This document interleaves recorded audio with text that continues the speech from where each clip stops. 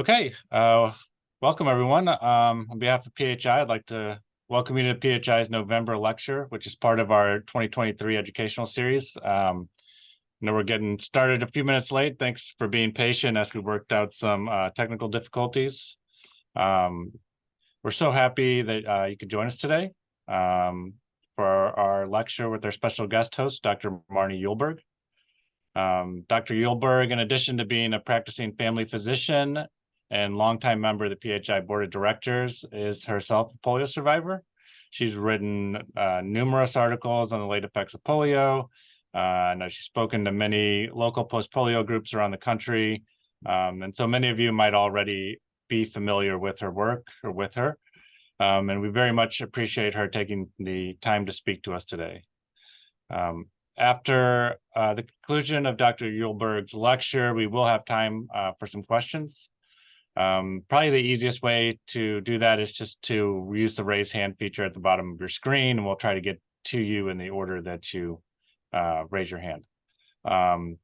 If you prefer to type in your questions, you can use that Q&A button down at the bottom of your screen as well. And then just finally, before we get started, I'd like to give a special thanks to the Christopher and Dana Reeve Foundation for their generous sponsorship of our town hall and lecture series.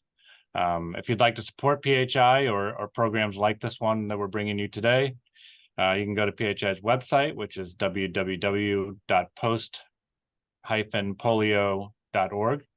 And you can, most of you are members if you're here, but if you want to make an extra donation, you hit the donate button at the top of the screen, and we very much appreciate it.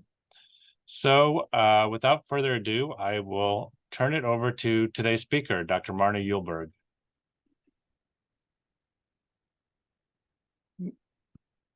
Hello. Let's get this going. There we go. So I was pleased that Brian asked me to talk about this topic. As I started dealing with post-polio syndrome myself and then developing a post-polio clinic, and I'd go to PHI conferences or other conferences, as a family doctor, I always felt a little intimidated because all the specialists were talking about their area of the world and quoting journal articles, and I've never been very good at quoting journal articles. I sort of gather the tidbits from them that could be useful, but I can't remember exactly where I found that. But as polio survivors have been aging and dealing with the interplay between their polio and conditions that other health conditions that just come up, I found it more and more useful to be a generalist and to know a little bit about a lot of things instead of great detail about a small area. So this fits right in my wheelhouse.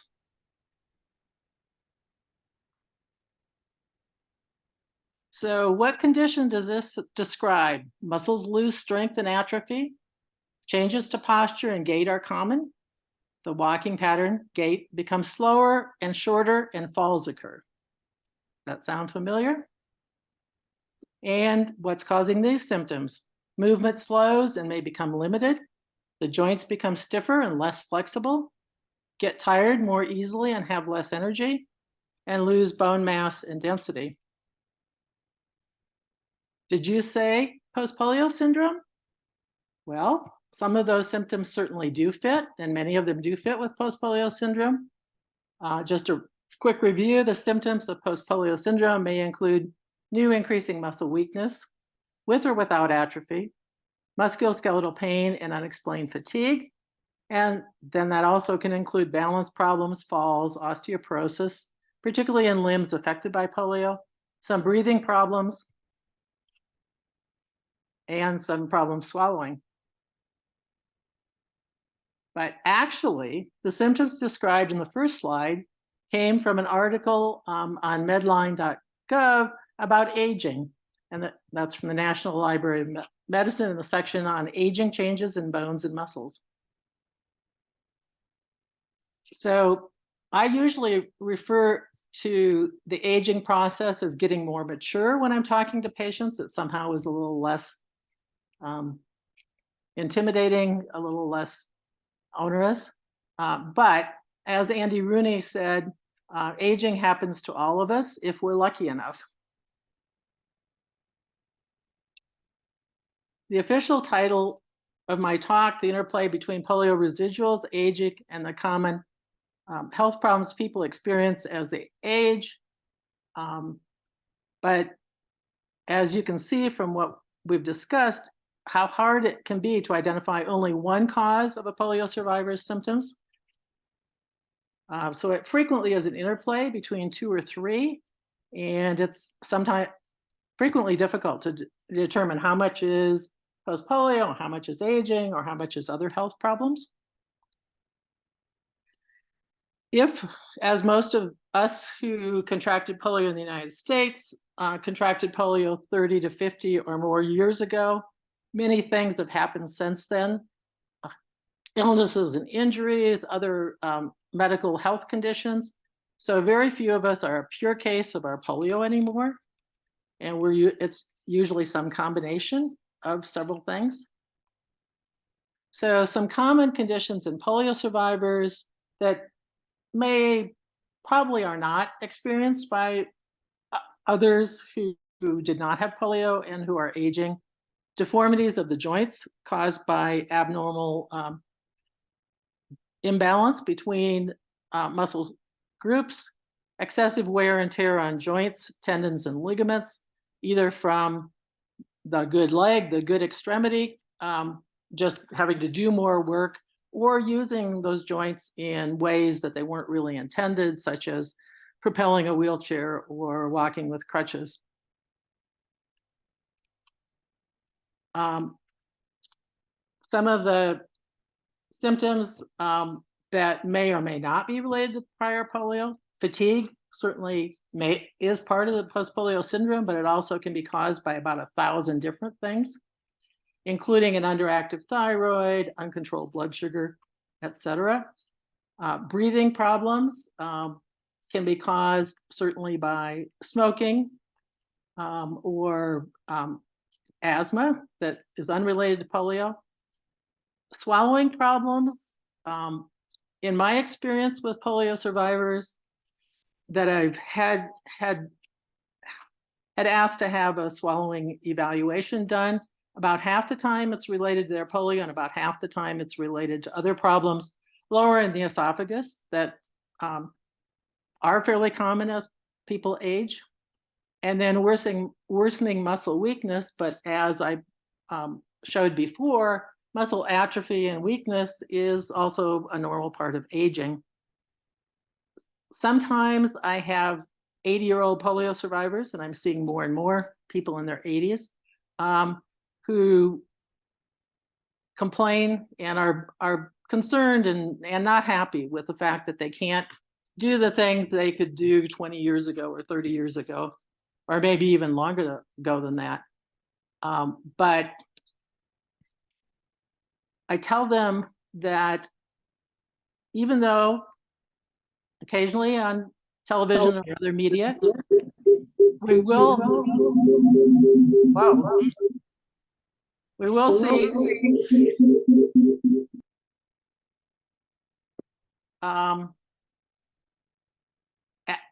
80-year-old athletes that are running marathons, etc. But if you notice, they are not looking like Mr. Atlas. They have really small muscles and really look skin and bones. So it gets hard to tell how much is aging and how much is related to post-polio. Although if it's not symmetrical, if it's more on one side than the other, then some of that's probably related to polio. Some of the special considerations for polio survivors, and it's been reported more and more in the media now regarding people with other disabilities too, is, and some of you I'm sure are aware of this, not all medical facilities are accessible. You would expect that they should be, but that's not always true. I know of some physician offices that are still up half flight of stairs or more. And then the ableism in some medical professionals who just don't think. You know, they've never experienced, never encountered, never had to think about what things people with some disabilities can or can't do. Issues also happen. Body habitus can limit some imaging studies. People can be too big to fit in certain CT scanners or MRI machines. If someone has severe scoliosis, that certainly makes it difficult to get the views that in X-rays or other imaging studies that might be most helpful. Some places, the mammogram machines only are set up for people to have the mammogram done standing. So it's worth, if you are going for a mammogram, particularly for the first time, it's worth asking and you use a wheelchair and can't stand, it's worth asking the question of whether the machine can accommodate your needs or not. If you have metal in your body from previous surgeries, that may limit your ability to get an MRI done. And other tests that may require several hours stay in the hospital, such as an overnight sleep study or in the sleep lab, the staff generally are not prepared or trained, or may not have enough personnel to like assist you getting out of bed and getting to the bathroom and back. So it's good to ask those questions. And sometimes there are ways with the sleep study that other ways that it can be done. But they may also ask you to bring a family member to provide some of those personal services. So health conditions that aren't directly related to the prior polio, but can have an impact on treatment. Diabetes, if you have diabetes, particularly, well, both kinds of diabetes, but most of you in the audience, probably if you have diabetes, it's type 2. One of the cornerstones of treatment is exercise, and what you can do for exercise may be limited or may need to be modified. Frequently, physicians and other healthcare providers just start with talking about walking, but you may not be able to walk, but there may be other exercises you could do that achieve the same outcome. Similarly, with heart or vascular disease, I've had a number of polio survivors who've had a heart attack, and the only question their cardiologist asks every visit is, how much are you walking 3 miles a day? And that may or may not be possible. But again, there are other ways to get the same cardiovascular effect without having to necessarily walk. High blood pressure, it used to be that one of the class of drugs that we used were beta blockers, which can aggravate fatigue, particularly the non-selected beta blockers. Usually those are ones that end in an OL in their name, but we're using less and less of those and more of the more selective that only affect the blood pressure or the heart and not so much the rest of the body. Some cancers can be affected not by the polio per se, but a polio survivor may choose to not take certain chemotherapy drugs because of their associated side effects, that particularly some of the neuropathies that can have an impact on your polio and your ability to remain independent. I also had a gentleman who had a melanoma, a skin cancer on his good arm, and he had involvement of his other 3 extremities. Prior to this removal, he asked the surgeon whether he was going to have to go deep enough to cut into the muscle in that arm. And the surgeon said, well, he wouldn't know until he got there. And this gentleman said, you know, I can't, if I lose the function of that arm, then I can't even wipe myself after going to the restroom. And to me, life would not be worth living that way. Fortunately, surgery wasn't required to be that extensive, and he was able to carry on. And then respiratory diseases. These days, a lot of people, particularly with COPD and sometimes with asthma, are referred by the pulmonologist to pulmonary rehab. And some of the exercise that involves gradually increasing exercise to as lung capacity improves with the exercise, but that may also be limited by what you can do. And you don't expect that the healthcare professionals will understand what you can and can't do. You may need to be very specific, and maybe even suggest alternatives. Like, I can't walk on the treadmill, particularly at an incline, but I could do a bike, for example. So the conditions I have listed here, but there are others, present some additional challenges. If someone has peripheral neuropathy, which is usually characterized by burning, tingling, pain or numbness in primarily in their feet, but it also can be in the forearms. That usually also affects your proprioception, which is the ability to tell where a joint is in space. So example of whether your foot's flat on the ground or at an angle. And polio survivors, proprioception is preserved, but if now you have peripheral neuropathy on top of that, it really is a double whammy in terms of your balance. Parkinson's disease, a fairly common problem in people as they age, and other movement disorders. Parkinson's frequently, as it progresses, involves gait abnormalities, particularly a shuffling or almost like running, quick little steps running to catch up so that you don't fall forward. And if you have weakness of one of your legs, that obviously complicates things. Parkinson's can also cause problems swallowing. So if someone has problems swallowing from their polio and then has Parkinson's, it can be difficult. Strokes, unfortunately, are pretty common.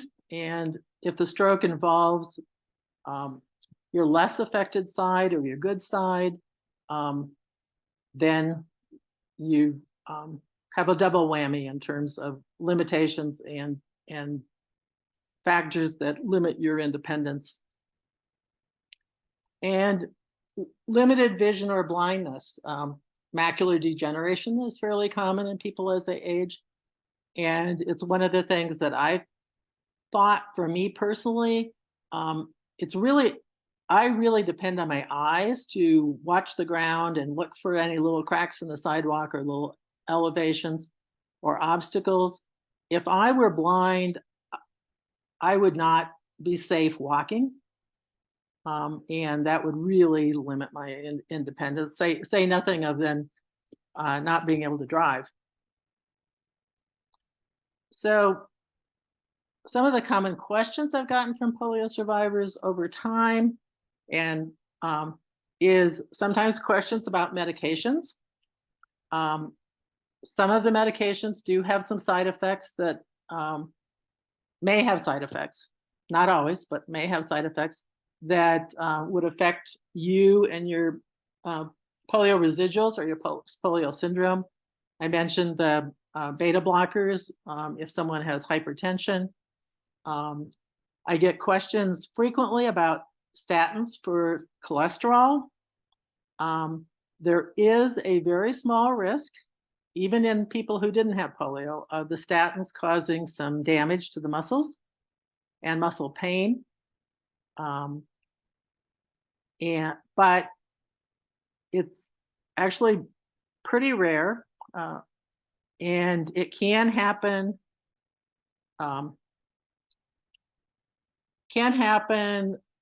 But if it does, it's not permanent. So if it is happening, you can stop the statin and talk with your physician about perhaps another medication or another way to go about trying to lower your cholesterol. On the other hand, a heart attack will kill you. Another heart attack may kill you. Your post-polio will not. So trying to find some balance there. I frequently get questions from polio survivors about joint replacement surgery. And generally, if your polio unaffected limb, particularly leg, is fairly normal in strength, you usually can have joint replacement surgery without any special precautions. If you're looking at joint replacement surgery on your polio affected limb, then it really depends on how much remaining muscle strength you have, any deformities you have, and etc. There are some special implants that can be used in certain cases. I'm frustrated that orthopedic surgeons frequently will tell someone that who's having a lot of joint pain, particularly in a knee, that they can't have knee replacement on that side because they don't have adequate muscle strength.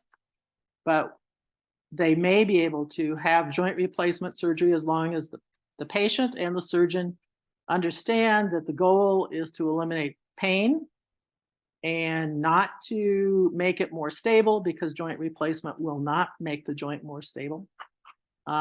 And that they may need to then be braced after the surgery. Unfortunately, a number of the surgeons think that they failed if you need a brace after the surgery.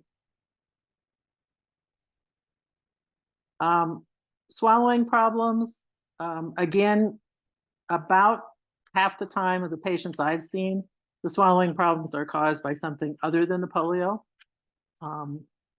The evaluations are usually done by a speech pathologist, speech language pathologist. And sort of good news, bad news.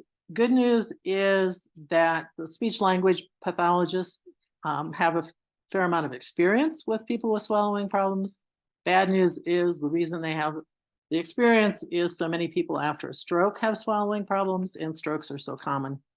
And basically the evaluation and pretty much the treatment is going to be the same in a person who has swallowing problems due to muscles affected by the polio as people who are swallowing problems because of the muscles that were affected by their stroke.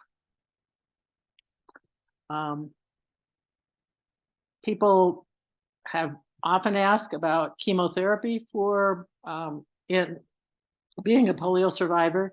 Again, it's weighing the odds that the chemotherapy will be helpful in your particular type of cancer. It's hard for me to answer a question about particular drugs because things change so rapidly in oncology. I mean, like weekly, the recommended drugs or whether there's a new drug for a particular cancer, that it really is coordinating someone who knows about your polio and the oncologist, and again, weighing is risking my life when this may save my life, worth potentially dealing with some of the side effects. So this has been a quick overview, a general overview. I'm sure I've not answered all your questions, but I'd like to open it to a more things that are maybe more specific for you.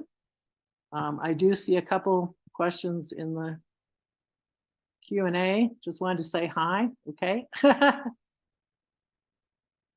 And a question from Bonnie: if you've been on a drug such as metoprolol for several years, is it likely you'll develop a problem due to the medication, or will the problem usually show up soon after starting the medication?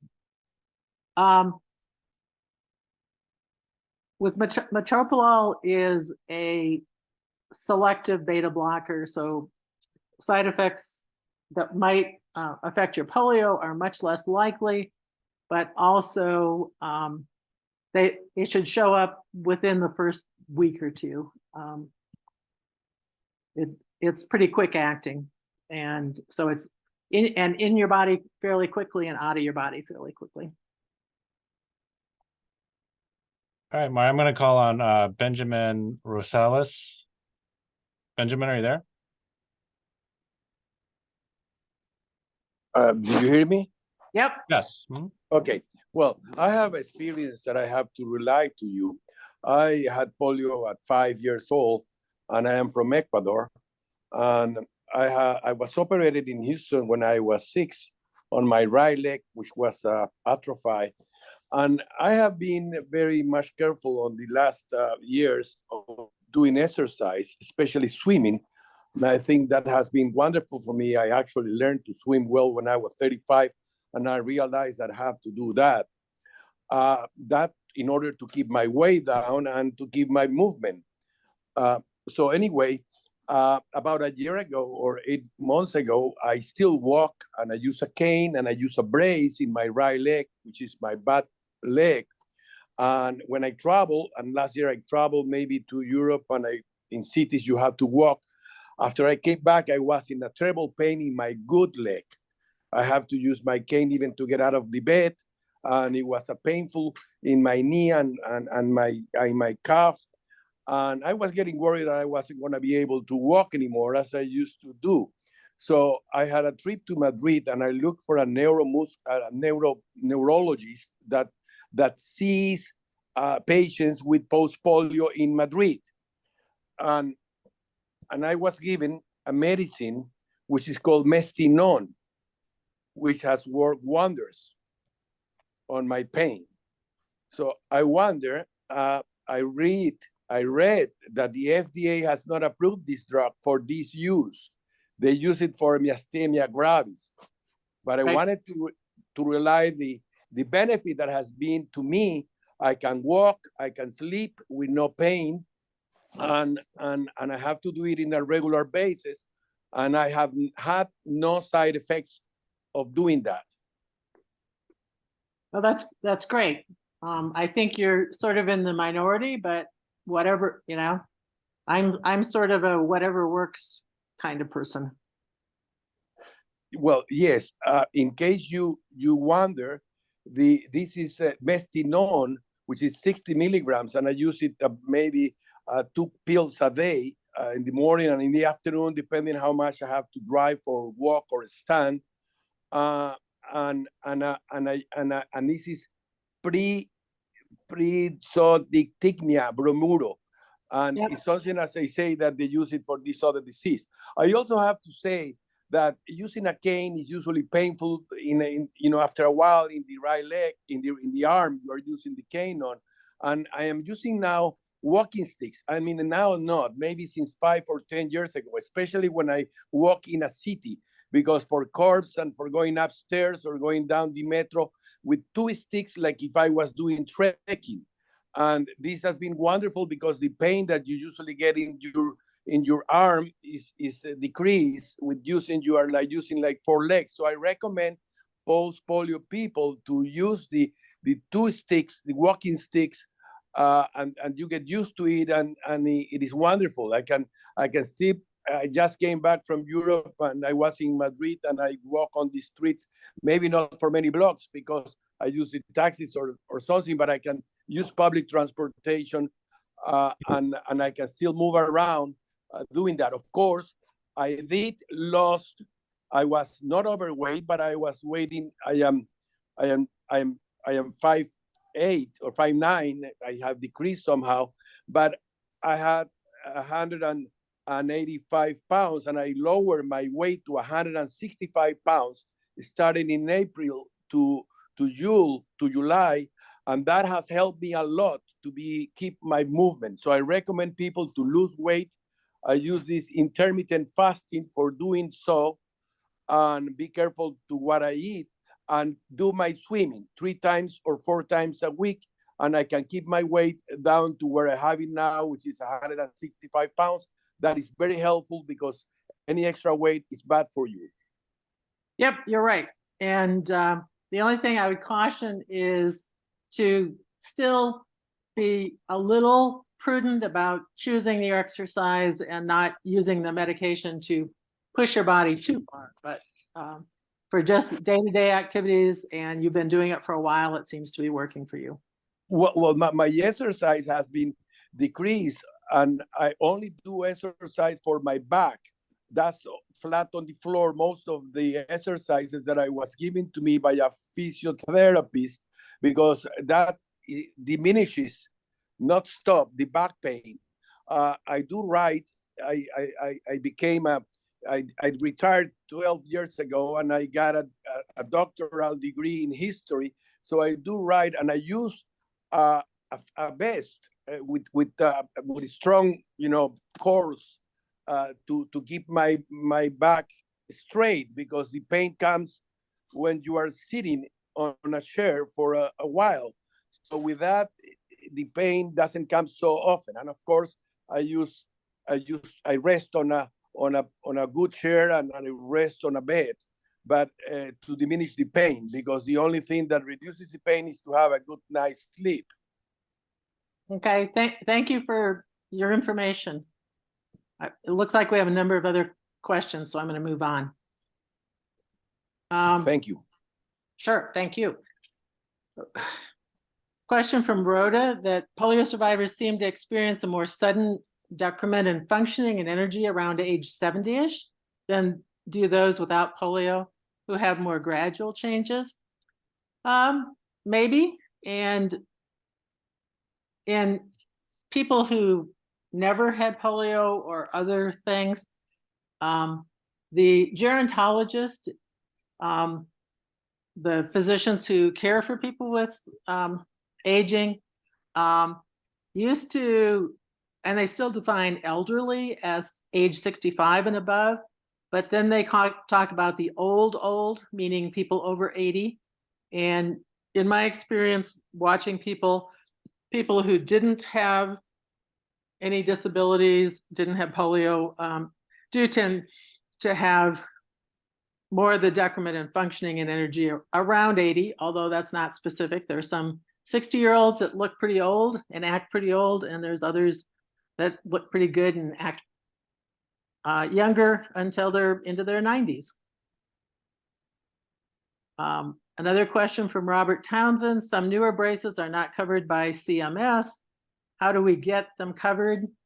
That is a major challenge. CMS, Centers for Medicare Services, have a thought that some things are good enough, and they basically are going with what they think will take care of the problem but be good enough. There are also some of the newer braces haven't really had any kind of reliable double-blinded research done showing that they're better than the things that CMS covers.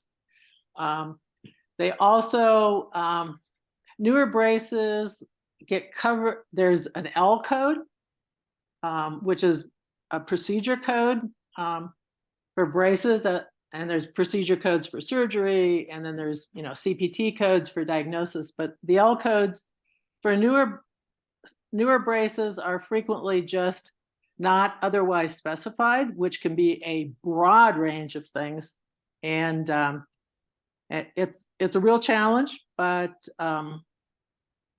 And I'm sure the companies that are producing the braces are working hard to try to get them covered, but it may not happen in our lifetime. David, question from David. How can one do cardio exercise if post-polios are told to avoid fatiguing exercise and avoid walking? Swimming is way too fatiguing. What else is there? There may be ways to, depending on what parts of your body are affected by the polio, to use an exercise bike that you alternate, propelling it with your arms and legs, so that after a minute or two and your legs get tired, then if you've got good arms, you can continue to keep your heart rate up by using your arms, and then go back to using your legs when your legs recover. But for a number of polio survivors, it really is best to work with a physical therapist or a trainer who understands the limitations and understands when to have you stop. And it may be a matter of significant trial and error. And sometimes it's not possible. You know, if you're a polio survivor who has involvement of all four extremities and you had a heart attack, the cardiologist is going to want you doing cardiac exercise, but there probably is not any exercise you can do that will get your heart rate up enough to give benefit to your heart. Okay, Marty, I'm going to go to Nancy Evans. Nancy, Okay. are you there?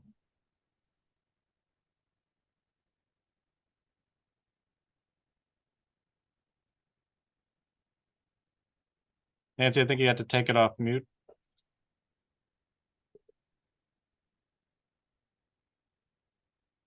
Sorry. I've been diagnosed with carpal tunnel syndrome and cubital tunnel syndrome in my arm. And my the surgeon that I'm seeing suggested that it may be also affected by having post-polio. What are your thoughts on that? Okay. Yeah. So carpal tunnel syndrome and cubital tunnel syndrome are effects of the nerve being compressed, being squeezed by some of the surrounding tissue, and has no direct relationship to polio and post-polio, because what the polio virus does is kill or sicken the nerves in the spinal cord that go out and tell the muscle what to do. That it has nothing to do with sensation. So certainly you could have carpal tunnel or cubital tunnel as a complication of you're using crutches, cane, walker, propelling a wheelchair, or some deformity that is happening in that arm, but it's not directly related to your polio, and it should respond to treatment the same. If you could figure out some way to relieve the pressure on the nerves, the same as a person who has carpal tunnel syndrome from a work-related problem. Okay. Thank you. Sure. All right, I'm going to go to Go ahead. Vivian Ellison.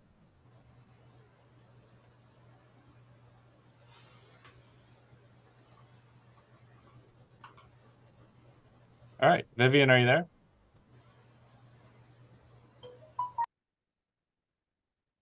I am here. Yep, we can hear you. Go ahead. Yes, I am here. Yes, I'm here. So you saw my question. Major problem with my PPS is getting out of bed. There's more strain on back and arm not affected by PPS. Get a higher mattress or suggestions appreciated. I am getting physical therapy, but that's one of the biggies with me, just getting out of bed. All right, so Can you hear me okay? I can hear you fine. So Great. the challenge of getting out of bed there are some ways to work around that. Some depending on exactly what the problem is with getting out of bed, but the use of an adjustable bed where the back of the bed will come up and get you almost to a sitting position can be useful. And adjustable beds work with regular mattresses and are available at regular mattress or bedding stores. An adjustable bed it also can be a feature of a hospital bed, but a hospital bed is different in that the whole bed can go up and down, just like the beds in the hospital. So you can, for people that use a wheelchair, you can then make the bed go higher than your wheelchair, so you're sliding downhill to get into your wheelchair. And then when you're getting into bed, you can from the chair, you can lower the bed and make it lower. So again, you're sliding downhill instead of trying to slide uphill for your transfers. For a number of people, the adjustable bed that just gets them almost to sitting and then they can swing their legs over works quite well to make up for that. And usually that's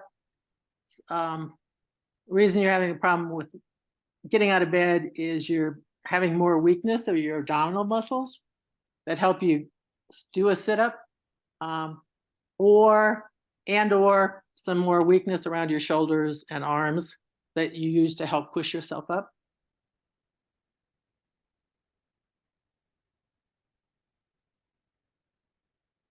Does that answer your question, Vivian?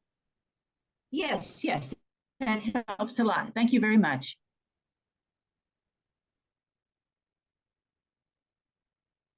All right, let's go to Tom Maynard. Tom, are you there?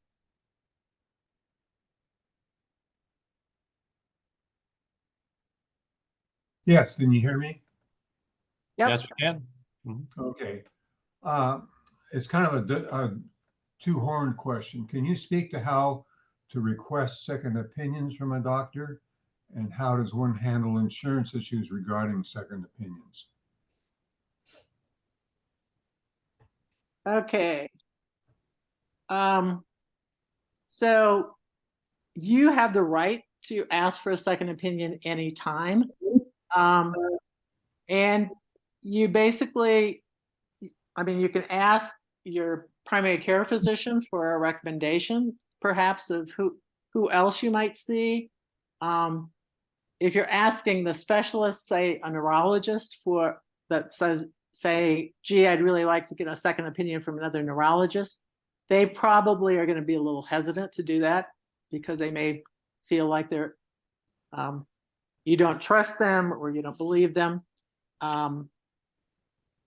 Insurances, it depends on whether your insurance is one that requires you to have a referral or not. If so, in order to have the visit paid for, you're going to have to get a referral from your primary care physician.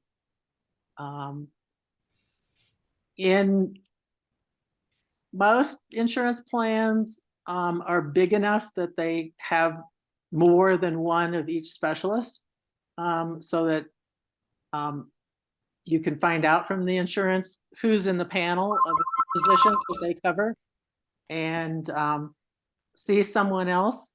If you're seeing someone for a second opinion about surgery, ethically it's a problem for the person who is the physician doing the second opinion to then take over and be your surgeon. So you may or may not want to make that quite as obvious. But I'd work primarily, particularly if you have an HMO type, like the Medicare Advantage plans, PPO, working with your primary care physician who have access to a directory of all the specialists within that insurance panel.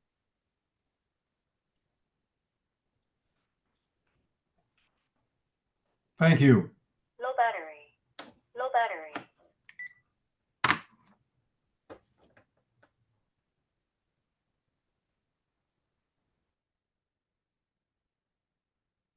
All right, I think let's go to one from the Q&A. Laura Dennison asked, how have complications from long COVID affected polio survivors?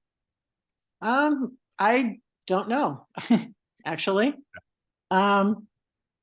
We've not heard from many polio survivors that also have had long COVID, although I'm sure, just given the numbers, there certainly ought to be some. A number of the symptoms of long COVID are similar to some of those of post-polio.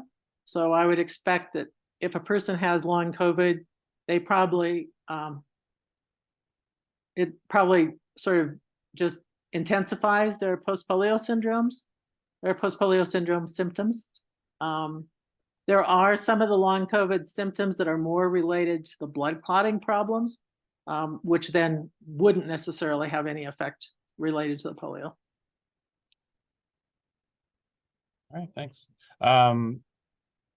Let's go to Diana Barrett, who's been waiting patiently.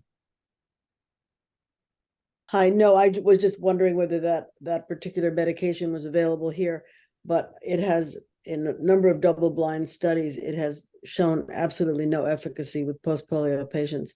So Yep. I'm not sure that it's a path that we want to really encourage. Right. Yeah, no, the double-blind studies, there was a lot of money put into that by the drug company. And it wasn't shown to be any more effective than placebo. Mhm. But as you said, if it works for him, best of luck. Right. All right, thanks, Diana.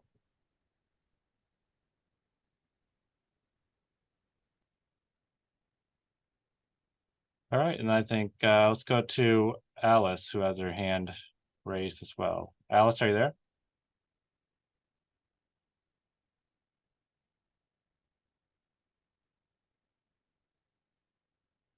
Now, can you hear me?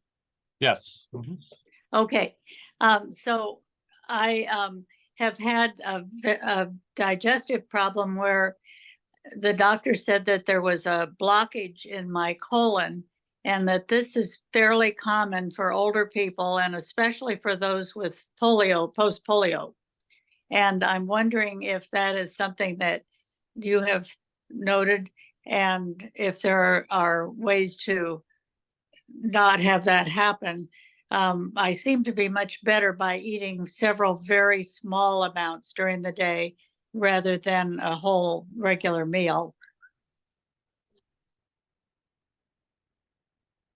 Okay, so Alice, yes, a number of intestinal problems do happen more commonly in people as they age. It's not been my experience that polio survivors are any more likely to experience that than non-polio survivors.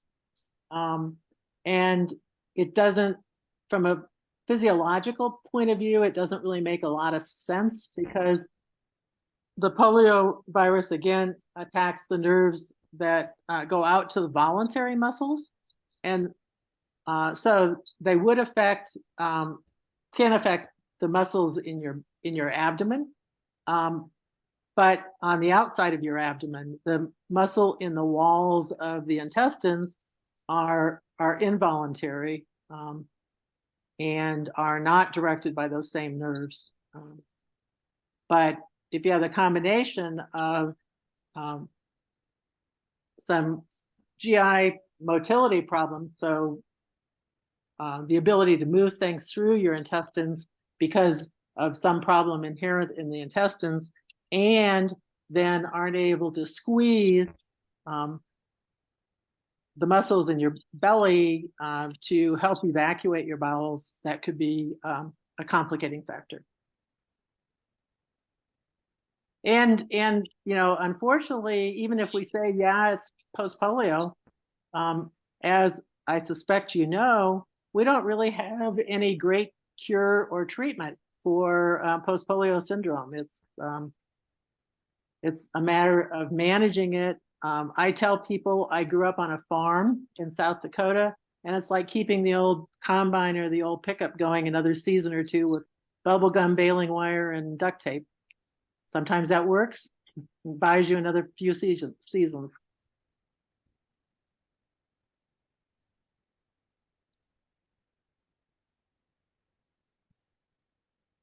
Thank you. Sure.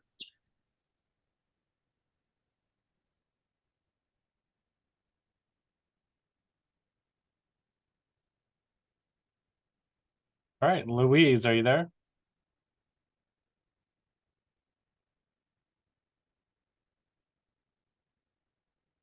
Unmute yourself, Louise.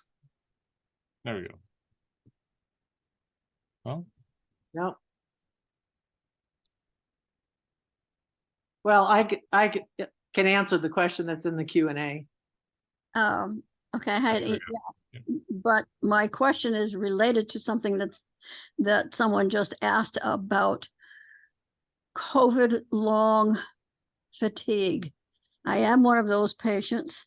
I'm in my 10th month of the fatigue, and I know from the information that I've gotten from various institutes, they don't know how long it's going to last. And because of my COVID fatigue, in combination with my post-polio syndrome fatigue, I had a problem with having breast surgery and talking to the anesthesiologist about a general, which they were very hesitant to consider anything else, but it took me about a half an hour of conversation and some periodicals and papers that I had to show him. One was from Post-Polio newsletter about the respiratory problems with the general anesthesia.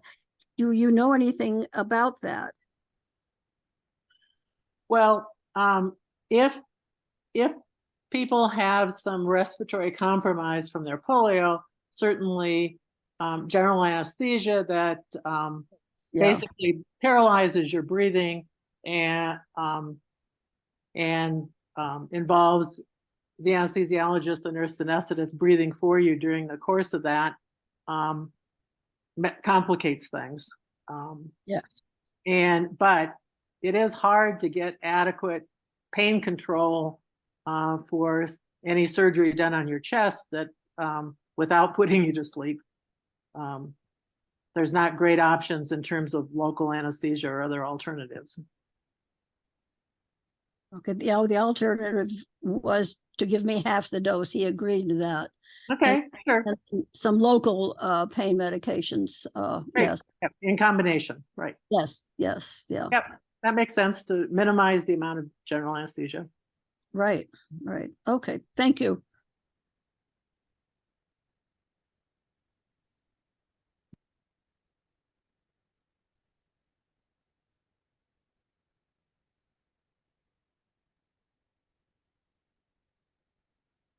do we want to go to the Q&A? Sure. All right.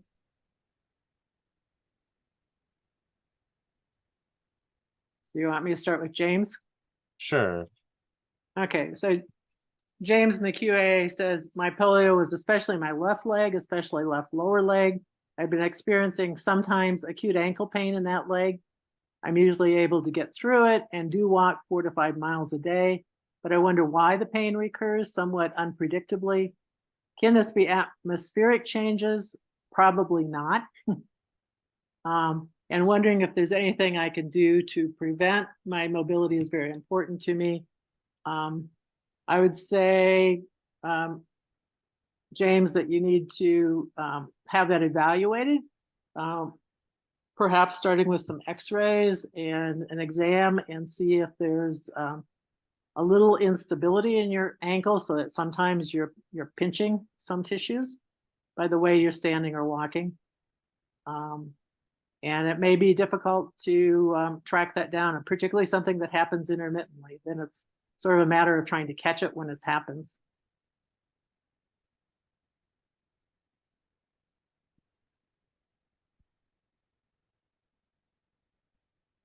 All right, let's see. How about this one from Patricia Jones? She asks, what do you recommend for polio survivors with osteoporosis, and the prescribed treatment is weight-bearing exercises, but I cannot do much of it, and my osteoporosis in my affected left hip is not improving, even with several of the medications that have been prescribed.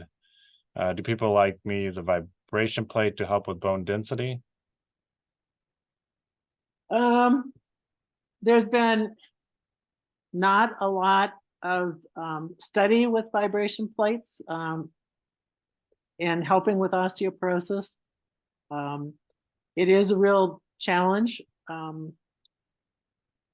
ideal to help with osteoporosis is some weight-bearing exercise, but obviously a number of us can't do that for a various number of reasons. And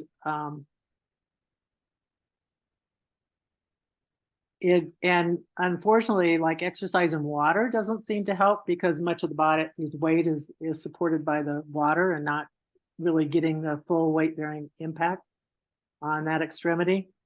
There are a number of other questions here about some of the drugs for osteoporosis.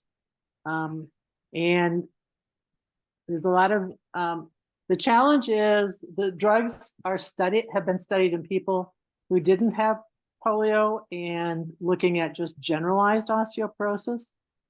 A number of them just slow the loss of bone density and don't actually create new bone, but some of the newer ones do build new bone, but they have side effects, and most of the newer ones are given by various forms of injection or infusion, and are quite expensive.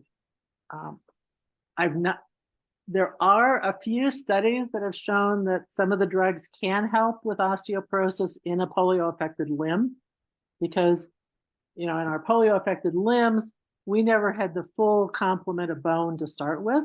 And then as we've aged, we just keep taking more and more calcium and other minerals out of the bone, and sort of depleting our bone savings account. And if that wasn't very healthy to begin with, we have less and less that we can take from that account. There is a question from Patrick, and says he took Fosamax for 10 years. The current recommendation is, because Fosamax is one of the drugs that just limits the amount of bone density that's lost, and those effects seem to be maximized at 5 years. The current recommendation is to stop and give people a drug holiday after 5 years, and perhaps not even restart it. It's interesting that Patrick says it helped with his hip pain. And it really is going to be a matter of discussing with your physician the pros and cons in your particular situation. So there's no one good answer for everybody. Okay, maybe we'll go to Sharon, who has her hand raised. Sharon, are you there?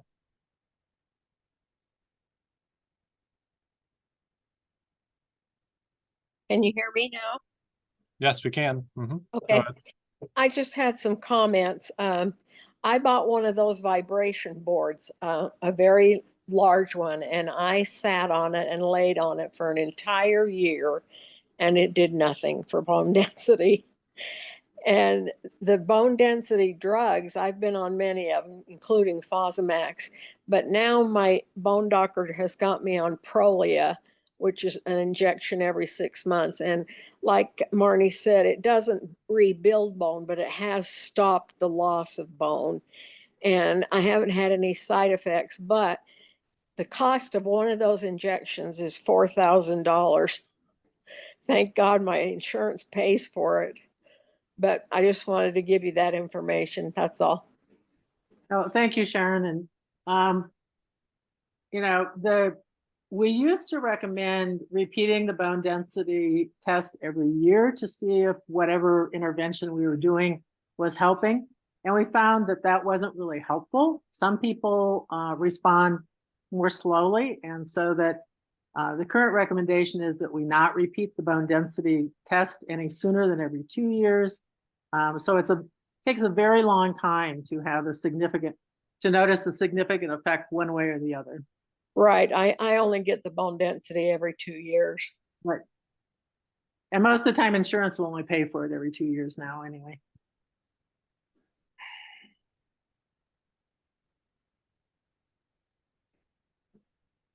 All right, Sharon, thank you.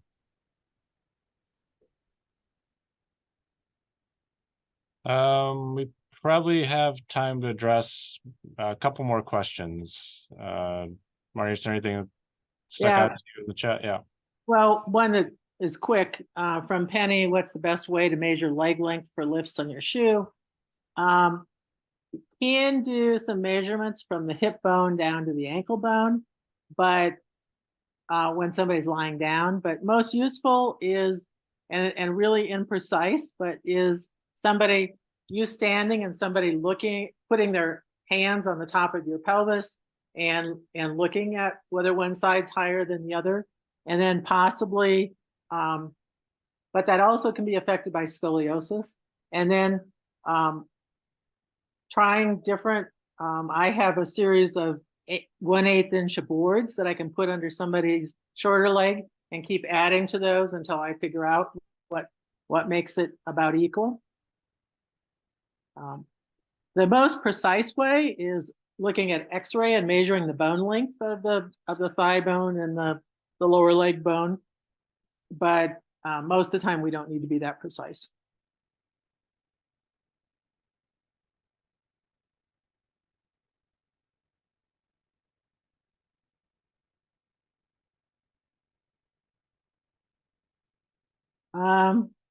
Question from Dick Schultz, what BMI range do you recommend for we over 75? Actually, the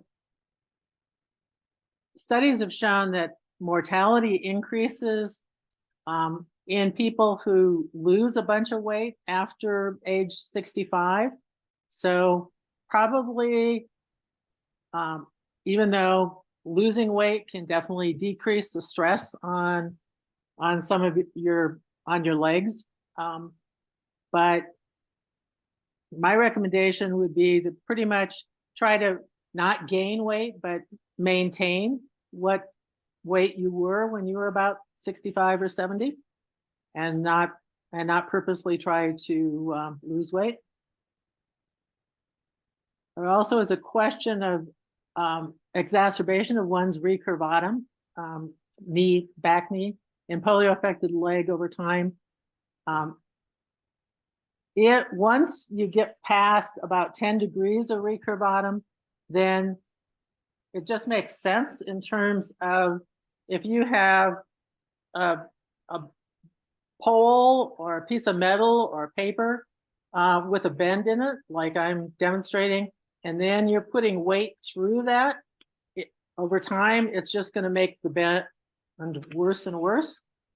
And so after about 10 degrees,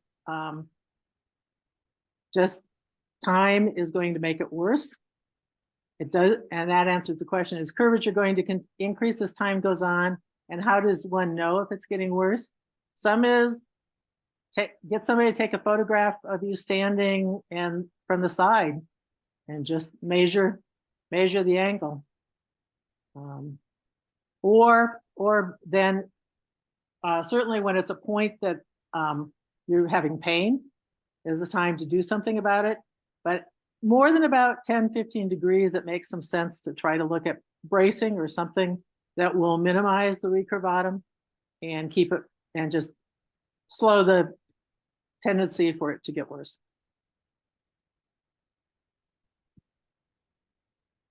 All right, maybe we had time for one more question.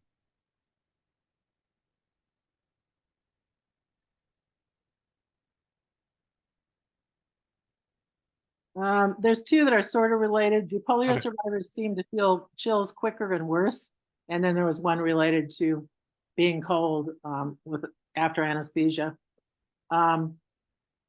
Yeah, there seems to be some problems with temperature regulation with a number of different mechanisms, but primarily polio survivors tend to complain more of cold intolerance than heat intolerance, although Dr. Bruno recently wrote an article looking at heat intolerance among some polio survivors.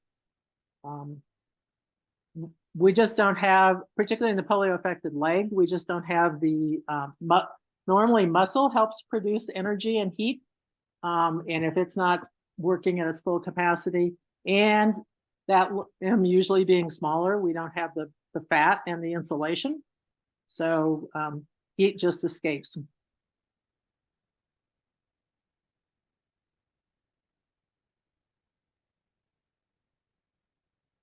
Okay, I think we're just about out of time for today. Thank you again, Dr. Eulberg, for sharing your time and knowledge with us today. We greatly appreciate it. I know I saw a number of questions in the chat where you missed an answer here or there, the name of a specific medication. We will be posting this video on our website likely sometime next week. So it'll go on our website, on our Facebook page, and we'll also post it to our YouTube channel. So if you're not already a subscriber to one of our social media accounts, I would encourage you to give us a follow. We post tons of informative content on there, including all the town halls and lectures that we've held this year so far. So thank you again, everyone, for joining us today, and I hope everyone has a wonderful Thanksgiving. And Brian, I'd like to also mention for some of the people whose questions may not have been answered or would like another opinion, PHI now has a service called Ask the Doctor, and you can submit questions, and those of us on the medical advisory panel will do our best to try to answer them. Yeah, thank you, Marny. Yeah, if you go to our homepage, you'll see a button right on the homepage, and you can submit your questions. All right, everyone. Thanks again for joining us. Have a good one.